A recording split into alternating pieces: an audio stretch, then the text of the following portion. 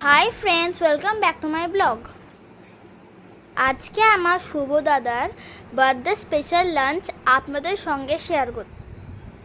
ভাত, ডাল, 5 রকমের ভাজা ও পটেটো চিপস, পোস্ত, মোচা চিংড়ি ও মাছ, চাটনি, পায়েস, দই ও মিষ্টি ও রাবড়ি, চকলেটস, চিপস ও কোল্ড ড্রিঙ্কও পাশে আছে সাজানোর জন্য। আর এই দেখো আমাদের বার্থডে বয়। এই পুরোটা একবার দেখিয়ে দিলাম।